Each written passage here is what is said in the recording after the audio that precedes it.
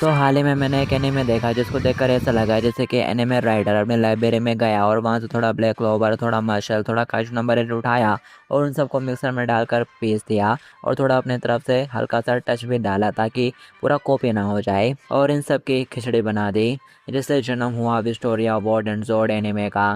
पहली नज़र में मैंने जब इसे देखा था मेरे मन में यही आया था, क्योंकि ज़रा तुम्हें इसकी स्टोरी सुनो। एक मैजिकल दुनिया है जहाँ पर मैजिक ही सब कुछ है, लेकिन अपना मेन कैरेक्टर जिसके पास कोई भी जादू नहीं है, वो जादू ही नहीं कर सकता, जिसकी वजह से उसे बुली भी किया जाता है। और ये देखते से मुझे ब्लैक क्लोवर की याद आ गई। और इतना ही नहीं, भले ही अपना मेन कैरेक्टर जादू नहीं कर सकता, लेकिन फिर भी वो मॉन्स्टर्स के साथ फाइट कर सकता है क्योंकि उसके पास है सुपर स्ट्रेंथ। और ये देखते से मुझे मशल की याद आ गई। हालांकि स्ट्रेंथ के मामले में ये मशल के एमसी के आसपास भी नहीं है और बस इंसानों के कंपैरिजन में इसके पास थोड़ी ज्यादा स्ट्रेंथ है, एक ड्रॉप जितनी। फिर भी मुझे ये देखकर मशल की याद आ गई। और इस दुनिया में जो अपना मेन कैरेक्टर है वो एक मागिया मेंढर बनना चाहता है, जो कि इस जादुई दुनिया में सबसे ज़्यादा ऊंची पोजीशन मानी जाती है और ये टावर के सबसे ज़्यादा ऊपर वाले पोजीशन पर रहते हैं। और इनसे का गोल भी है सबसे ज़्यादा ऊपर पहुंचना टावर के। अब गॉड ऑफ टावर की याद आ गई मेरे को यहाँ पर। और यहाँ पर जो मागिया वेंडर है उन लोगों का काम होता है कि वो एक जादुई बैरियर बनाए रखते हैं जिससे कि ये दुनिया क्या कहते हैं बाहर से अलग रहे। बाहर कोई तो बैठा है जिनसे इन्हें खतरा है। और ये कॉन्सेप्ट देखकर मुझे हल्का सा अटैक ऑन टाइटन की याद आ गई। खैर, क्या तुमको पता है कि अपना एमसी माकिया बेंडर क्यों बनना चाहता है? क्या उसे भी इज्जत चाहिए आस्था की तरह? नहीं, असली वजह यह है कि उसने अपने बचपन की दोस्त से वादा किया था कि वो भी उसके साथ मिलकर माकिया बेंडर बनेगा और हमेशा फिर वो लोग साथ साथ रहेंगे।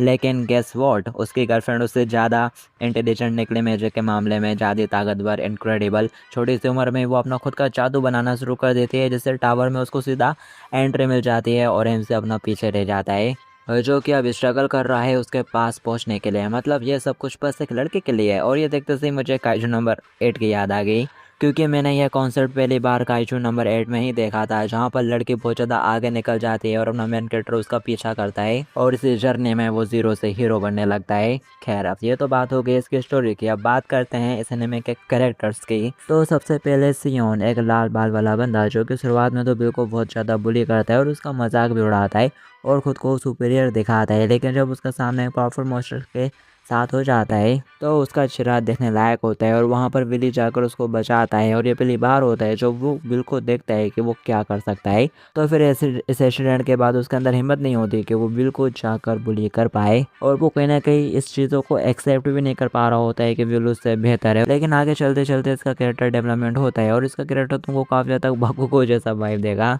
और वही चिड़चिड़ापन हर समय चैलेंज करते रहना। चलो देखते हैं कि कौन किससे बेहतर है। और ये अपने मेन कैरेक्टर का काफ़ी अच्छा राइवल बन जाता है। और दूसरी होती है क्लोएड, एक बंदी जो कि बिल को सपोर्ट करती है और उसके साथ सिंपैथी रखती है, लेकिन उसको सपोर्ट करते करते और सिंपैथी देते देते वो उसको अपना दिल भी दे देती है। She fall in love with her main character because only one reason, because he is main character. Haha.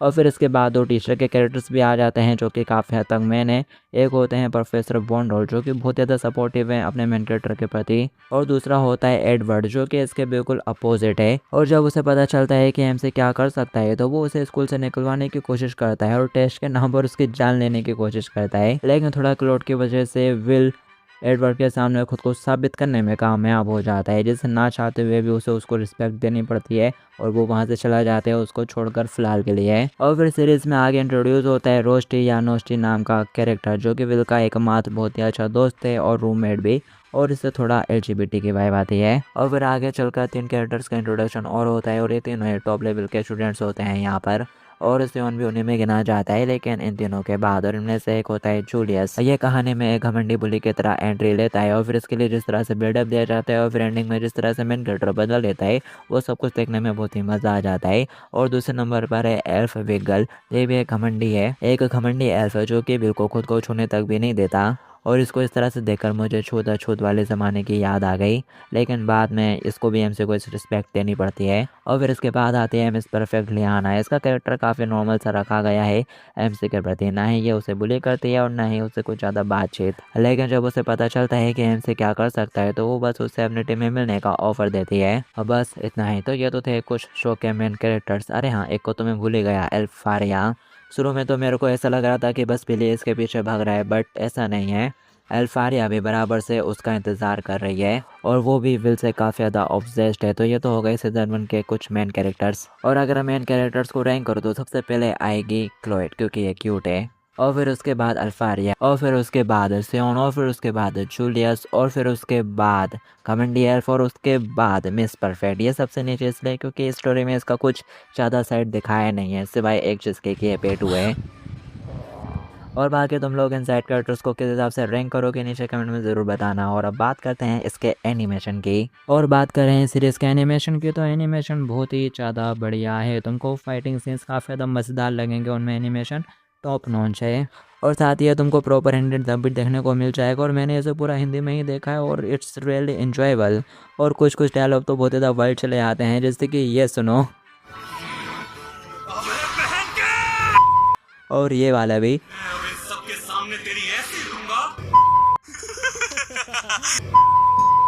और एक सीन में जब विल क्लोएड के साथ डेट पर होता है और उसका रूममेट भी इंटरफेयर कर रहा होता है। और एपिसोड 8 के अंदर जब यहाँ पर विल क्लोएड के साथ डेट पर होता है और फिर क्लोएड उसके रूममेट के बारे में बोलती है, तो विल कुछ इस तरह से उसको एक बताता है।